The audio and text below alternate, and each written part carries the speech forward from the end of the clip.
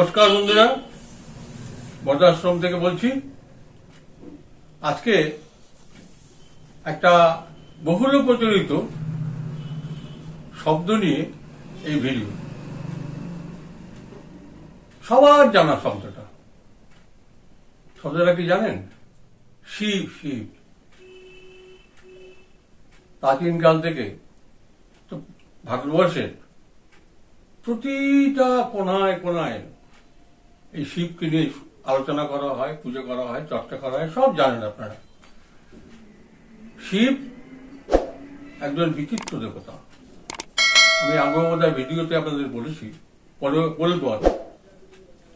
এই শিব সারা পৃথিবীতে পূজিত হয়, এমনকি ইসলাম ধর্মের মধ্যে আমরা পাই। আজকে কথাটা কেন বলছি? এই জন্য বলছি যে শিবত্ব প্রাপ্তি আমাদের হিন্দু ধর্মের জীবাত্মার চরম লক্ষ্য। আচার্য শঙ্কর বলেছেন, শিবোহম শিবোহম। এই শিবত্ব লাভ করার জন্যই আমাদের যত কিছু সাধনা, মুনি ঋষি, আত্মজ্ঞান, সবকিছুর চরম লক্ষ্য হচ্ছে এই শিবত্ব প্রাপ্তি। এটাকেই এই ব্রহ্মপ্রাপ্তি বলে। ব্রহ্মে বিলীন হয়ে যাবে, পরমাত্মার সঙ্গে মিলিত হওয়া একই জিনিস। তো বন্ধুরা, আজকে বলতে পারেন শিব কথাটার মানে কি, অর্থ কি? আপনারা কি বোঝেন শিব বললে? খুব বড় জোর ভাবেন পবিত্র, শান্ত,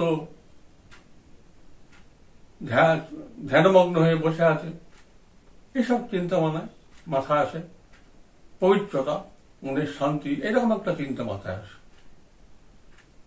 তো যা হোক, আমি আজকে শিব পুরাণেতে এই শিব শব্দটার কি অর্থ, সেটাই আজকের ভিডিওর বিষয়। আমি প্রথমে শ্লোকটা বলছি, শিব শব্দের অর্থটা। তার আগে আসুন আমরা শিব শব্দটাকে ভাঙিয়ে দেখি, বিভাজন করে দেখি। তালিব বসায় রশ্মি ব, ঠিক তো? তাহলে তালিব বস যুক্ত রশ্মি, রস্যইকার যুক্ত ব। তাহলে এই হলো শিব শব্দটা এরকম ভাবে নিষ্পন্ন হয়েছে ব্যাকরণগত ভাবে। তালিব বসা প্লাস রশ্মি, রস্যইকার প্লাস ব। এবারে শিব পুরাণ এই শিব শব্দ সম্বন্ধে যা লিখছেন, সনিত্যং সুখম আনন্দম ইকার পুরুষ স্মৃত বকার শক্তির অমৃতম মিলনম শিব উচ্চতে। মানে কি? সকার, তালিব সকার, সকার কি? নিত্য সুখমানন্দম, নিত্য সুখ, আনন্দ কর, আনন্দ দান করে। আর কি? তালিবস যুক্ত রশ্মি ইকার পুরুষ স্মৃত। এইখানেই কিন্তু রহস্য। এই স্রষ্টা, এই বেদের পুরুষ। আপনারা জানেন আমাদের হিন্দু ধর্মে বেদের পুরুষই লক্ষ্য। এই ইকার পুরুষকে বোঝায়, ইকার পুরুষ স্মৃত। আর বকার হচ্ছে শক্তির অমৃতম, আরো উচ্চ স্তরের চিন্তা, অমৃতের সাগর, অমৃত স্বরূপ, ব্রহ্মর আনন্দ স্বরূপ, অমৃত স্বরূপ। তাহলে বকার শক্তির অমৃতম মেলনং শিব উচ্চতে। অর্থাৎ কিনা সকার, ইকার আর বকার, এই তিনটে একসঙ্গে হলে তাকে বলা হয় শিব। বুঝতে পেরেছেন? তাহলে এই যে শিব হওয়ার সাধনা, অধিকাংশ গুরু শিব মন্ত্র দিয়ে থাকেন।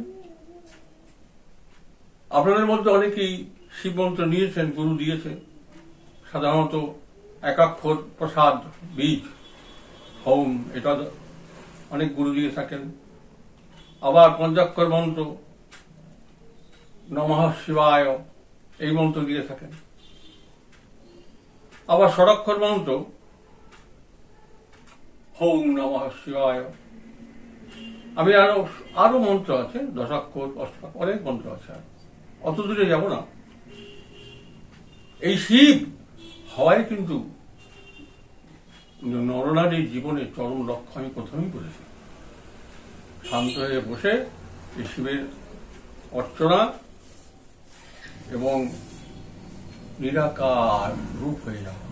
শিব নিরাকার সাধারণত মানুষের পক্ষে বোঝা মুশকিল। আপনারা সাকার দেখে অভ্যস্ত, মূর্তি, শিবলিঙ্গ, ছবি সব দেখে অভ্যস্ত। যাকে আমাদের অত উচ্চস্তরে যেতে হবে না। আমার ভিডিওর বিষয়বস্তু ছিল শিব শব্দটার অর্থ কি বোঝানো। আশা করি আপনারা বুঝতে পেরেছেন যে এর মধ্যে আসল কথা হচ্ছে সেই পুরুষ যিনি স্রষ্টা তার কথা, এবং ভারতীয় হিন্দুধর্মের চরম লক্ষ্য অমৃত স্বরূপ, আনন্দ স্বরূপ।